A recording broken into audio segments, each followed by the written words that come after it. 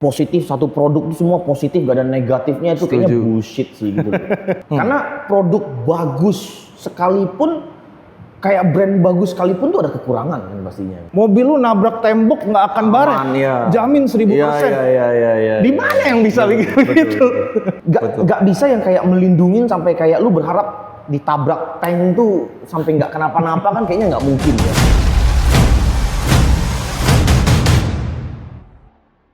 Oke guys, welcome to our very first rap story. Kita di sini akan ngomongin belak-belakan tentang apa sih industri PPF itu, seperti apa sih. Pokok bahasannya kita kali ini itu adalah unwrapping the truth of PPF industry. Kenalin, gue Alex, gue sebagai Head of Branding and Marketing dari Rap Station Group. Dan ini Gua Ricky, ya as you know, gua owner dari WS dan direktur utamanya juga. Gua handle operasional mostly. Tuh.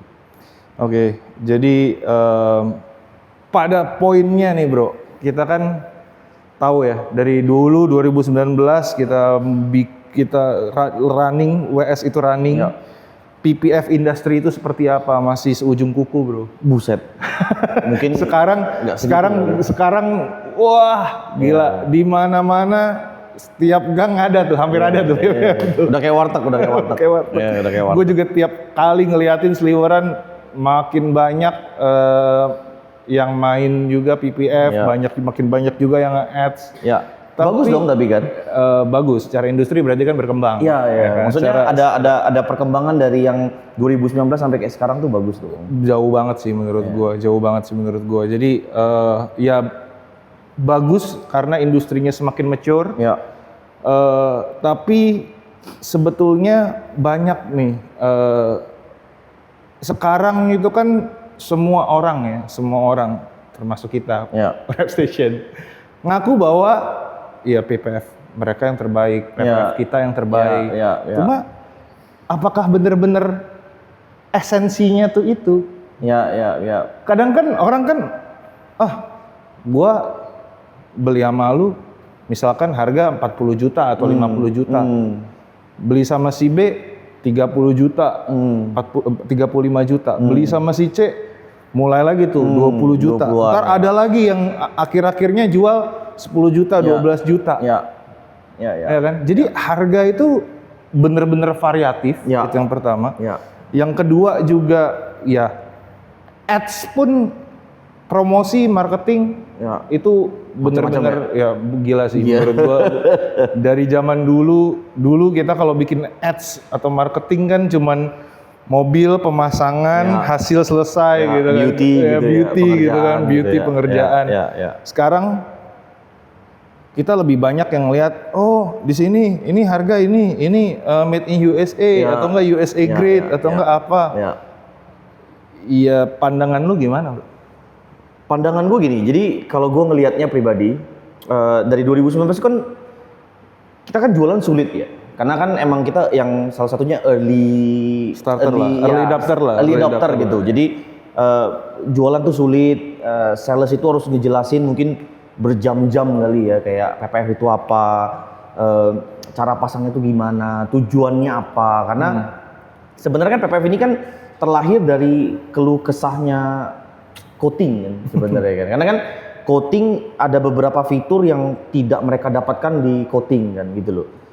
Perlindungan tetap perlindungan, tapi coating ini kan lebih ke satu hal, dan gue di sini juga nggak bisa bahas coating karena kan memang kita bukan expertnya ya. Tapi karena keresahan itu kan kita cari alternatif dong gitu loh. Kita cari opportunity yang lain yang bisa melindungi juga. Dan awal-awal itu kan sulit bro. Sulit tuh maksudnya kayak PPF itu orang tuh apa sih ini kayak sebenarnya apa sih? Ya basically dulu kalau kita ngejelasinnya tuh simple aja sih. Itu stiker bening yang melindungin. As simple as that. Cuman as the technology evolve, makin naik, makin maju, ya fitur-fiturnya kan makin canggih nih. Orang kan pasti berevolusi kan suatu produk kan. Nah, jadi kalau lu ngelihat sendiri dari 2019 sampai sekarang tuh produk pun berubah kan, makin canggih dan makin bagus dan makin apa ya, makin keren lah gitu loh. Itu karena ya penggunanya kan makin banyak. Jadi ada feedback, ada review, ada input, ada insight. Jadi orang tuh kayak apa ya, kayak merasa ini gue bisa improve nih di sini, gue bisa improve lewat feedback customer ini kan, lewat feedback yang udah dipasang ini kan. Nah jadi ya makin banyak juga yang main kan pastinya kan, karena orang makin kenal loh gitu loh, orang makin kenal dan udah pernah ngerasain juga manfaat dan kekurangan lah. Manfaat kan nggak semua positif semua bos, iya dong, nggak mungkin semuanya kayak positif, satu produk itu semua positif gak ada negatifnya, itu kayaknya bullshit sih gitu loh. Bullshit lah, pasti ada kurangnya. Setuju. Nah tapi gini, kalau gue ngelihat pribadi pasarnya itu pun sebenarnya sudah lumayan masuk ke maturity. Jadi lebih ke maturity-nya itu udah mulai kebentuk lah. Dulu yang contoh nih, gampangnya aja, sales itu dulu jualan PPF itu ngejelasinnya tuh udah minimal tuh udah harus 2 hari bro. Senin mereka nanya, Selasa itu baru ngedil, atau Rebo pagi itu baru ngedil. Itu karena memang penjelasannya tuh ya harus dijelaskan gitu loh. Ini harus diapain, ini harus diapain, ini harus diapain. Tapi mungkin kalau menurut gue pribadi juga ya, karena gue handle dari sisi marketing and sales-nya di sini ya. Yang gue rasakan itu, yes, yang lu bilang itu bener. Tapi itu hanya berlaku di Jawa, bro. Iya nih, semenjak kita buka di Yang Medan itu, wah gitu bener-bener pusing. Oh, oke. But it's okay. Maksudnya kita nggak akan bosen-bosen untuk ngejelasin ke teman-teman semua. Maksudnya PPF itu apa sih? Yang bikin PPF itu bagus apa? Yang memang sebenarnya jarang. Gue bisa bilang jarang, dan mungkin ini kita satu-satunya yang ngejelasin kekurangannya PPF itu apa. Iya. Karena menurut gue banyak ya, kayak karena saking sudah lumayan banyaknya yang main, jadi gue rasa gini, kayaknya dalam penjualan kita pun, gue rasa sales kita pun banyak yang harusnya memberitahu kekurangan. Karena produk bagus sekalipun, kayak brand bagus sekalipun tuh ada kekurangan kan pastinya gitu loh. Dan kita tuh di sini tuh mau jelasin kan sebenarnya kekurangannya tuh apa, jeleknya tuh di mana, cara marketing yang sehat tuh seperti apa sih sebenarnya gitu. Lebih harusnya kita tuh sebagai pelaku industri, kita tuh harusnya bisa bikin, kalau customer nanya, ini kalau gua ya, maksudnya kalau gua ya, ketika gua brief tim sales nih ya? Ya sales, brief tim sales. Yang ya mereka kan ujung tombaknya perusahaan yang tiap hari ketemu sama customer. Betul. Atau yang tiap hari berhubungan sama customer. Gue pengen banget sih istilahnya yang saat ini sedang gue jalankan adalah ketika customer nanya, customer itu bukan cuman tahu pricing, USP, tapi mereka sedikit lebih ada tambahan insight. Oh, kenapa gue harus pilih PPF ini? Kenapa gue harus pilih PPF yang ini? Gitu loh. PPF yang A sama PPF yang B ini bedanya apa? Apa yang bikin brand kita dengan brand lain berbeda? Apa yang bikin mungkin brand yang lain lebih bagus? Gue handle semua dari Repstation Group ya, sales Repstation Group gue yang handle kan. Mulai dari itu Repstation, mulai itu Invishield. Ketika ada teman-teman juga yang nanya sama gue, ini dealer jam nih, dealer jam. Bedanya lu sama brand ini tuh apa sih? Bedanya Invishield sama brand ini apa sih? Gue to be honest gue bilang kurang lebih sama lah. Gak ada yang bener-bener bisa. Lu pakai brand gua lebih superior, lebih mobil lu nabrak tembok nggak akan bareng, jamin 1000%. Iya. Di mana yang bisa bikin begitu? Betul. Iya kan? Jadi dan menurut gua gara-gara karena saking hype-nya PPF ini, ada kadang mungkin beberapa pemainnya agak offside ya bro. Kayaknya agak offside dalam menjual PPF-nya nggak sih? Kayak sebenarnya gini, PPF itu kan melindungi. Tapi even melindungin pun ada batasnya tuh. Sure. Nggak bisa yang kayak melindungin sampai kayak lu berharap ditabrak tank tuh sampai nggak kenapa-napa kan kayaknya nggak mungkin ya. Kayak ini ya, apa, masak di atas kap mobil gitu. Itu kan kayak agak goblok sih sebenarnya. Maksudnya gini, lu titik. Hati-hati bro, lu nanti offside juga. Enggak. Tapi maksudnya gini, gue kasih logik lah. Gue kalau di sini kan gue very logically kita run the company harus very logic kan. Nggak bisa pakai feeling dan pakai perasaan. Kalau marketing mungkin bisa yes pakai feeling dan pakai perasaan. Tapi kalau menurut gue gini, kalau lu udah kayak masak di atas kap mobil atau udah yang kayak lu tambah api. Maksud gue gini, selama lu kan punya mobil nih. Ada nggak titik di mana lu punya mobil mungkin udah lebih dari 10 tahun kali, dari lu SMP, SMA, gua nggak tahu lah ya, maksudnya dari lu kuliah mungkin lu pakai mobil. Kapan sih ada mobil lu dipakein api gitu? Nggak ada sih. Maksudnya kapan sih mobil lu kayak dibakar? Nggak ada sih. It's not a very daily thing to happen nggak sih? Yeah. Kayak lu pakai api dan segala macam. Cuman mungkin maksudnya baik. Maksudnya adalah Ketahanan lah. iya, Dia mau tuh ngasih kayak tahu mau nunjukin ketahanan dan segala macam. Cuman to the extent kalau lu ngejualnya seperti itu, ekspektasi orang kan jadi tinggi banget ya.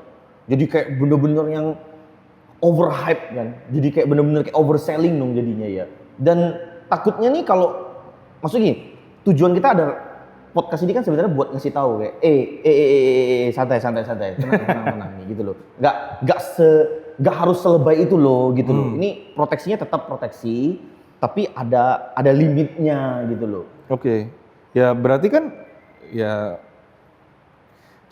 ini yang maksud gua adalah bukannya berarti kita nggak bisa ikutin model marketing seperti itu. Ya nggak betul. sih? Mobil ya maksudnya kita ada juga lah mobil-mobil yang cukup luxury untuk kita bikin, especially yang di Medan. Ada Rolls Royce, ada Bentley, ada Porsche, yang di sini juga lagi ada Lotus. Sebenarnya bisa. Cuman buat apa? Lebih kayak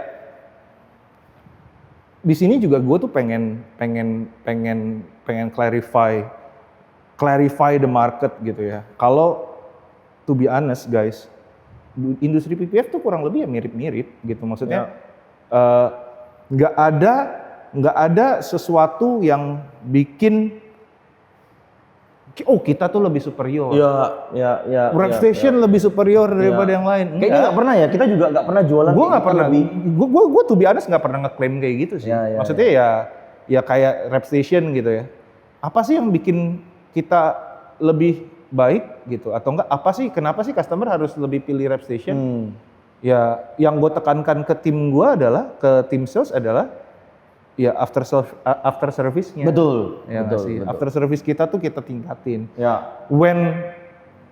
Ketika orang jualan nih, orang jualan dapat duit mah happy aja. Ya. Tapi ketika ada masalah, berani nggak tanggung jawab? Kelistrikan. Betul. Masalah di MID ketika ada muncul. Pecah pala tuh bro. Dulu 2019 sering banget ya. Iya kan. Dan dulu zaman kita dulu bener-bener belum pakai OBD. Guys, tapi workshop Repstation pakai OBD. Jadi OBD itu salah satu hal yang istilahnya ketika kita mau melepaskan mobil ke customer itu pakai OBD. Jadi kita cek dulu, run the check, ada isu nggak di mana. Tapi apakah itu menyelesaikan masalah 100%? Kan nggak melulu. Nggak melulu, ya tetap jam terbang sih bro. Lebih ke arah ketika mobil itu ada masalah, OBD kita aman nih. Tapi kita punya tim kita, tim teknis, which is tim lu di ops. Itu kita sampai pernah ya kita datengin jam 10 malam, jam 12 malam. Karena untuk menyelesaikan masalah untuk selesai masalah itu.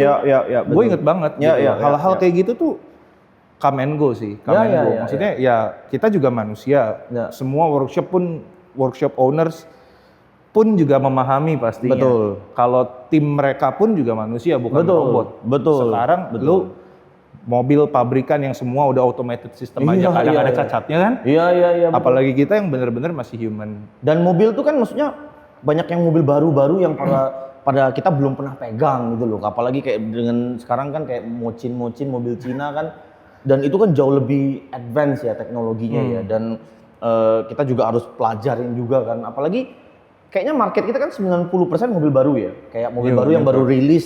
Iya, Lu melihat baru rilis itu kita udah dapet, kita udah pegang. Dan itu kan sebenarnya comes with the risk. Kita harus quote and quote nguli kan. Meskipun sebenarnya kalau lu pukul rata kan semua mobil itu kan kurang lebih sama ya cara mainnya ya. Cuman bedanya fitur-fiturnya aja kan yang beda-beda kan. Cuman cara mainnya kan semua sama. Ya kita nggak usah ada ECU, ada alternator, ada tapi disclaimer gue kan di sini kan bukan bengkel mesin ya, bukan bengkel ECU atau bengkel Betul. apa. Cuman karena mobilnya di sini lumayan lama kan kita kan prosesnya bisa 5-6 hari kan. Bukan dong, 7 sampai 8 hari. Oh ya, oke 7 sampai 8 hari. Jadi maksudnya prosesnya lama itu kan kita kan harus tahu mobil itu in and out dong, di dalam dan di luarnya. Jadi maksudnya kita harus paham juga nih secara kelistrikan, secara ECU, secara mungkin ada warning apa yang keluar dari mobil pas pengerjaan apa segala macam lah gitu loh. Jadi ya kayak lu bilang sih sebenarnya kayak tim kita tuh nggak sempurna, nggak ada sih yang aduh bullshit lah men, maksudnya ini tuh kita tuh manusia yang nggak sempurna Dikumpulin jadi satu jadi namanya perusahaan berharap sempurna ya cannot lah gitu loh. Itu realistis speakingnya tuh cannot gitu loh, nggak mungkin. Gue udah pelajarin mau workshop Indonesia mau workshop luar negeri pun sebenarnya sama gitu loh, problem yang mereka lihat tuh sama. Ketidaksempurnaan yang digabung dari beberapa individu yang jadi satu gitu loh. Cuman kayak lu bilang ya menurut gua kita tanggung jawab gitu loh. Kita tuh harus tanggung jawab dan kita bisa maksudnya masalah apapun lu tinggal infokan ke sales yang terkait, mau dimanapun lu pasti kami akan tanggung jawab gitu loh.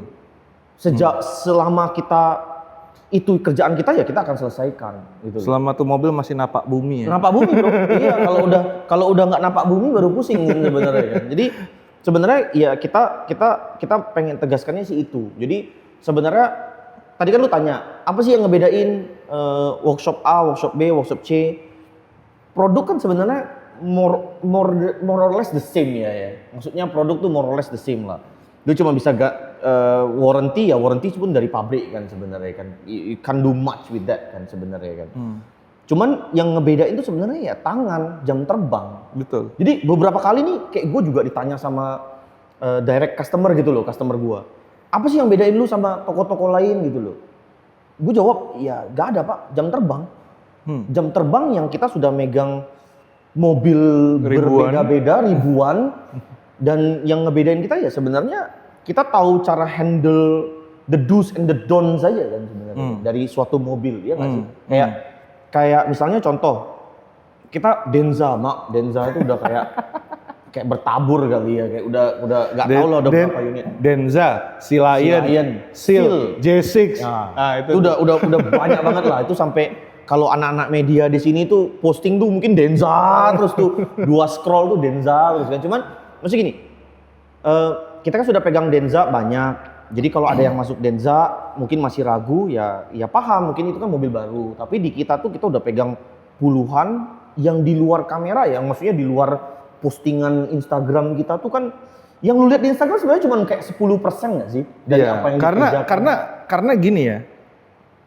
Guys, nggak semua mobil itu kita posting. Why?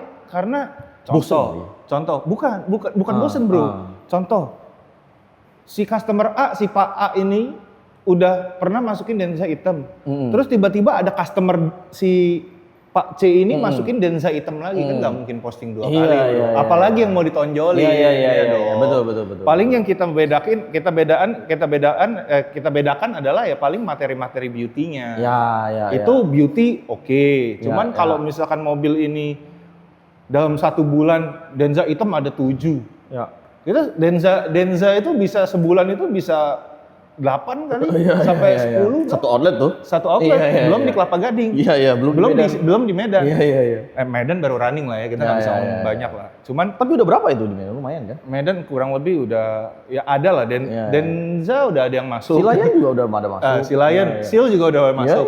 Nah itulah maksudnya outlook-nya sekarang, market outlook di yang itu ya seperti itu. Jadi maksudnya kita adalah bukan kita nggak banyak pengerjaan, cuman memang yang kita posting adalah mobil-mobil atau kendaraan yang menurut kita, ini kayaknya udah lama nih. Ya. Kayak ini udah lama nih Ya. nggak ngeposting ini nih. Ya. Bikin lagi deh. Gue Ya. bikin kreatifnya deh. Ya. Buat lempar ke tim deh. Gimana Ya. deh biar kita gorengin ini kayak misalkan yang Denza Blackout Ya, kemarin. ya, Itu kan walaupun Denza hitam, tapi kan dia kan jadiin blackout kan. Ya, all black gitu ya. All black kan. Jadi begitu dia selesai pas beauty, gimana caranya nih mobil nih dari yang tadinya ada striping silvernya, chrome-nya jadi hitam. Ya kan? Oke, jadi kalau menurut lu, ya, kan sekarang kita masuk ke poin choosing your PPF wisely. Menurut lu tuh, jadi indikator PPF yang bagus itu seperti apa? Karena ya lu bilang sebenarnya sama aja. Kan? Jadi indikator the real, the truth indicator of the good PPF itu yang seperti apa? Ada dulu pernah gini, jadi sekitar berapa tahun yang lalu ya, 5 tahun, 6 tahun yang lalu lah pertama kali kita terjun di dunia PPF itu, ada yang datang ke gua, another player lah, gue masih ingat kata-katanya ada begini, PPF itu sama kayak bahan masak, daging lah, bahan masak lah, anything ya, bahan masak, daging, sayur, apapun lah ya. Kalau bahan masak itu kualitasnya kurang, tapi dipegang oleh chef bintang 5, itu kan jadi makanan dish yang enak. Jadi yang bener-bener superstar ya. Kan itu kan yang terjadi. Tapi kalau lu kasih bahan masak kayak misalnya wagyu, marble bla bla bla, 12 lah. Yamazaki lah. Lu kasih ke chef yang istilahnya biasanya masak nasi goreng atau biasanya masak, itu kan dia nggak akan bisa olah dengan baik gitu loh. Jadi kalau lu tanya gue, apa sih yang faktor apa sih ya? Menurut gue 70% itu ke workshop bro. Workshop. Jadi 30% sisanya itu ya ke produk. Jadi apakah nggak ada produk jelek? Nggak ada, produk jelek juga ada. Kita yang udah 6 tahun coba segala produk, ketemu juga produk jelek, ada juga produk jelek gitu loh. Tapi dan kita juga sering ketemu sama customer yang benar-benar partikular ya. Bahasanya partikular. Betul. Jadi dia benar-benar ngecekin ini bener nggak nih? Ini kayak bahkan kita juga pernah ada pertanyaan juga kan, kayak ini ada sertifikatnya nggak ya? Iya. Ini sertifikatnya real nggak ya? Maksudnya ini sertifikat bener-bener asli nggak nih? Betul. Lu jangan ngomong-ngomong bahan lu ABCD 300 mikron, 200 mikron tapi betul. Palsu gitu kan? Iya. Tapi itu pun nggak menjustify kan sebenarnya kan. Maksudnya pun kita misalkan kita kasih nih, oh ini Pak, tim gua kan kasih. Ini Pak data sheets-nya, ini Pak sertifikatnya. Pun masih bisa fabricated, bro. Iya. Lu bisa fabricated, bro. Iya. Lu bisa palsuin dan segala macam. Zaman sekarang gampang kan. Chat GPT, lu tinggal AI, ketik bro. aja kan sebenarnya. Iya kan, ngelihat nyuruh orang lari tiba-tiba masuk ke warteg terus jualan pakai VO3 juga bisa, bro. Iya, betul. Ya kan? Betul. Jadi ya basically kita go basic aja lah. Ya. Maksudnya teman-teman juga sebagai as a customer ya we go basic aja. Ya. Maksudnya pastiin aja workshop yang kalian pilih itu ya memang tahu asal muasalnya tuh gimana. Track record lah. Track recordnya seperti apa. Mobil-mobil dari portfolio kan juga bisa kelihatan. Ya. Kalau memang itu workshop banyak perkara, biasanya akan dikit tuh lama-lama mati. Ya sebenarnya nggak sustain aja ya. Dia bisa nggak sustain. Yang kita nggak mau adalah kita cuman maksudnya hit and run lah type of workshop gitu kan, itu yang kita males kan sebenarnya kan. Kita kan mau bangun apa sih yang kita mau kejar, sebenarnya kita mau bangun legacy kan sebenarnya kan. Kita mau bangun legacy sebaik-baik mungkin, sepanjang-panjang mungkin gitu loh. Dan ya kita amit-amit lah itu terjadi gitu loh. Maksudnya sampai jadi workshop yang tipenya hit and run gitu loh. Jadi kayak tadi lu bilang lah, track record workshop, track record salesnya, penjelasan salesnya. Dan gue sarankan tuh sebenarnya untuk visit. Iya nggak sih? Kayak lu datang tuh ke workshopnya, sebelum lu bayar kita tuh sebenarnya paling suka tuh kalau visit. Jadi kayak lu visit ke apa? Ke kita punya workshop, any workshop. Jadi contohnya mungkin Kelapa Gading, Serpong atau Medan. Lu visit aja sih sebenarnya. Lu datang terus habis itu lu lihat pengerjaannya seperti apa, contohnya seperti apa. Pasti ada pengerjaan kan, setiap hari itu nggak mungkin nggak ada pengerjaan kan bro. Benar. Pasti ada aja yang dikerjain dong, Benar. gitu loh kalau di tempat kita. Benar. Jadi maksudnya datang, visit, lihat, secara sales juga penjelasannya seperti apa. Hopefully sales kita nggak ada yang kayak overselling produknya sampai kayak semuanya ini bisa jadi baja, jadi tank, jadi itu hopefully enggak. Ya. Gitu loh. Jadi asumsi gua maksudnya rekomendasi gue adalah ya lu datang visit, lu lihat workshopnya legit nggak, terus track recordnya, review ya mau susah ya sekarang review pun bisa Beli. dibeli, bisa dibeli ya Bisa review. beli. Maksudnya kita kayak contoh gini, kayak gue nggak tahu ya mesti ngomong gini apa enggak sih sebenarnya, tapi kayak banyak workshop lain itu kayak gue ngeliat untuk mendapatkan kepercayaan publik mereka beli follower, beli apa, maksudnya gini, gue nggak against it, itu cara one of marketing way lah ya. Cuman kan jadinya ingenuine nggak sih, kayak jadinya nggak apa ya, nggak all natural, nggak all organik mendapatkan kepercayaan publiknya kan, karena dan orang semua sekarang tahu lah, kayak orang bisa lihat dari kayaknya sekarang orang nggak bisa dibohongin deh ya, kayak orang dari likes-nya apa segala macam gitu loh. Zaman sekarang sih ya Open aja ya kayaknya ya. kadang ya nggak bisa ngomong juga sih. Ya strategi marketing orang beda-beda lah ya. Cuman kalau di sini gua mengedepankan ya trustworthy aja sih. Ketika misalkan lu udah bikin sesuatu yang menurut gua nggak real ya gua takutnya impactnya ke brand image. Kalau gua sih Ya, selalu ya. mikirin Long term itu. lah ya, long term. Long term. Ya, Nah, terus sekarang kan kita lagi ada yang ini masih di poin yang sama ya, choosing your PPF wisely ya. Saat ini kan kita lagi ada beredar nih yang PPF 200 mikron dan PPF yang 300 mikron. Ya kan? Dan menurut gua both punya plus punya minus, Yes. punya pro and cons. Yes, betul. Selain dari sisi harga yang lebih mahal di 300 mikron, tapi ada kekurangan lainnya juga di 200 mikron Betul, gitu loh. betul. Saling mengisi. Iya kan? Mereka Silakan, saling mengisi. bro. Jadi maksud gue gini, kalau yang soal 200-300 mikron itu opsional, itu opsi balik ke customernya. Karena gak usah jauh-jauh lah, kayak asuransi aja kan sebenarnya punya tier-tiernya masing-masing kan. Ada yang bisa sampai ke Penang, ada yang cuman di Jakarta, Indonesia doang cukup gitu. Itu kan sebenarnya opsi lu mau lebih nggak, lu mau take lebih nggak gitu loh.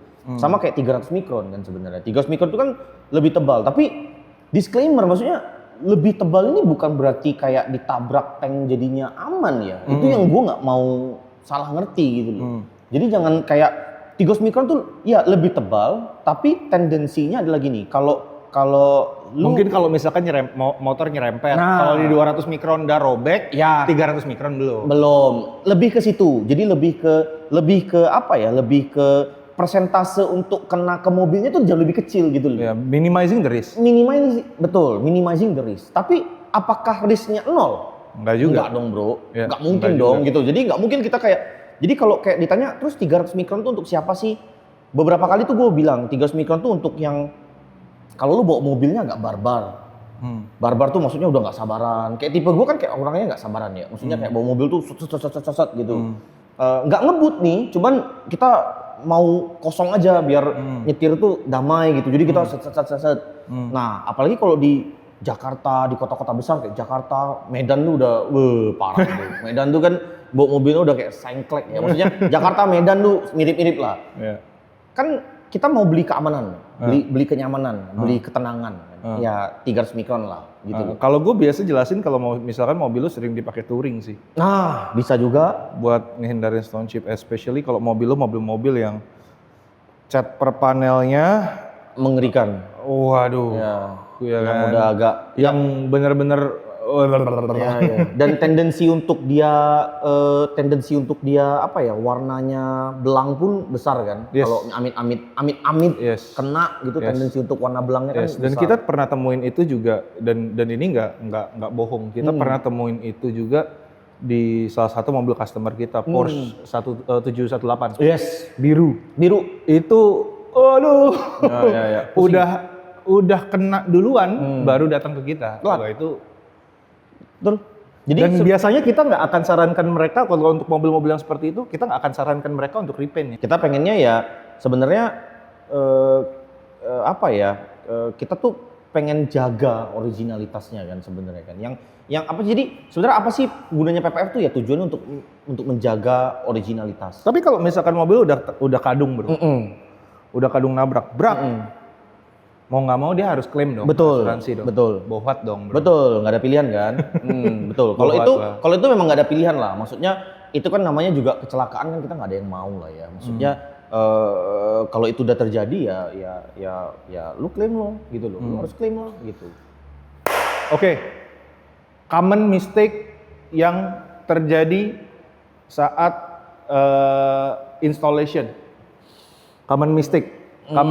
Misalkan ya kita dulu juga, kita nggak tiba-tiba bikin bisnis langsung jago ya. Kita goblok juga sih sebenarnya, tolol banget malah. Common mistake. Common mistake ya. Kalau gua sih lebih ke ini sih, lebih ke ini yang kadang kan gua berbicara karena dari workshop kita ya. Maksudnya dari workshop kita. Kalau dari orang kan kita nggak tahu lah ya common mistake-nya apa. Tapi kalau dari workshop kita tuh adalah nggak adanya lead time. Jadi lead time itu dianggap remeh. Lead time itu apa sih sebenarnya? Lead time itu jadi mobil udah siap, antara mobilnya udah dipasang PPF sama mau di coating atau mau di pick up, itu kan ada gap tuh di tengah-tengahnya tuh, kayak dijemur tuh kalau bahasa kerennya kan. Nah, bahasa kerennya curing dong. Kalau bahasa dijemur mah bahasa biasa. Itu keren buat gua tuh bro kalau dijemur. Maksudnya biar simple aja kan. Kita kan curing. Simplest form of explaining kan. Iya. Dijemur gitu. Nah, dijemur tuh kadang dianggap remeh sama orang-orang. Kayak apalagi kayak gini kan, ini kan musim hujan nih. Beberapa hari ini kan hujan. Iya. Wah, itu tuh PR banget. Serpong banjir ya guys. Orang tuh nggak paham. Jadi common mistake-nya sih kurang lebih gue paham juga sih ya. Kadang kan misalkan kalau di yang gue tahu common mistake di industri ini tuh kadang tuh sebenarnya di potongan. Ya. Kadang tarikan. kayak interior itu kenapa kita selalu gunakan kalau di interior itu pakai pre-cut ya, karena untuk mengurangi resiko-resiko. Bro, interior mobil kalau misalkan udah lecet itu kan nggak bisa. Tangan lu baret, berdarah, sebulan 2 bulan hilang. Iya, betul. Kalau ini kan kalau nggak udah bisa. interior udah goodbye sih, bro. Jadi ya udah sih, menurut gua sih kayaknya sih sementara cukup dulu sih. So the final closure aja sih. The final closure yang lu bisa jelasin ke teman-teman tentang industri PPF itu seperti apa? Gini, agak sedikit panjang, tapi gini. Maksud gue gini, ini lagi berkembang, lagi hype-nya lagi banyak, lagi bagus. Orang lagi positifnya orang lagi berbondong-bondong berkompetisi untuk jadi lebih baik. Jadi lu akan mendapatkan, this is the peak time, lu akan mendapatkan kualitas pengerjaan dan bahan yang bagus. Karena kalau jelek kan pasti workshopnya tenggelam, betul nggak sih? Jadi orang akan fight, everyday akan fight. Oke. Nah, negatifnya adalah banyak opsi. Dan gini, gue nggak bilang harus kita, gitu loh. Kita nggak pernah. Oh, lu harus ke kita? Enggak. Industrinya nggak akan gede kalau lu nggak coba ke tempat lain. Industrinya harus gedein bareng kan. Harus besar bareng dong. Nggak mungkin cuman satu doang gitu kan, nggak mungkin gitu loh. Harus gede bareng. Nah, jadi ini adalah waktu yang tepat untuk mencoba. Karena semua orang lagi fight for the better. Fight for the better. Dan mungkin ini saatnya kalau di sisi customer ini sangat-sangat diuntungkan ya. Karena kalau menurut gua mereka bisa mendapatkan harga yang very reasonable price untuk kualitas yang sangat-sangat bagus. Betul. Karena ya masing-masing pengen ini loh, gua nih paling bagus loh, gua nih paling keren loh. Sama kayak mobil Cina nggak sih? Iya. Maksudnya dulu mobil Cina juga banyak orang yang nggak mau beli. Ngapain gua beli mobil Cina? Tapi sekarang makin lama kan makin gila kan? Dan Alphard kegeser kan? Kegeser kan? Udah pada ngemis-ngemis kan? Gila kan? Alphard kan udah kayak kebanting sama Denza kan sama sekali kan? Ya, jadi ya.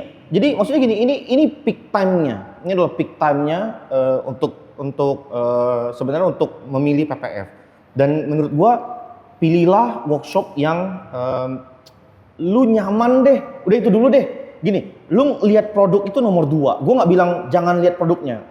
Lu tetap lihat produknya, tapi lu pilih workshop yang lu nyaman. Nyaman tuh apa? Lu nyaman ngomong. Lu nyaman bisa nih berkomunikasi nih dengan siapapun, sales, owner, siapapun lah representatifnya ya. Lu pilih yang ini orang bertanggung jawab gak sih? Kalau gua kenapa-napa bertanggung jawab gak sih? Dipersulit gak? Nah itu yang gua benci tuh. Kalau di kita tuh jangan amit-amit deh, dipersulit deh. Jangan customer itu Dibikin susah, udah kasih duit, bikin susah segala. Nah itu yang gue salahkan kan. Jadi maksud gue, lu pilih yang lu nyaman, yang gak mempersulit lu kalau lu punya kendala di kedepan hari. Karena mungkin aja gak sempurna lo guys, gitu. Kita aja gak berani klaim kita sempurna gitu. Kalau ada yang berani klaim lu, wah udah yang kesukaran kan. Ya, kita mengedukasi sih, mengedukasi teman-teman tentang perkembangan industri PPF yang saat ini sedang terjadi sih. What's going on aja sih, what's happening aja sih industri. Asik, kayaknya bakal ada episode-episode selanjutnya kayaknya ya.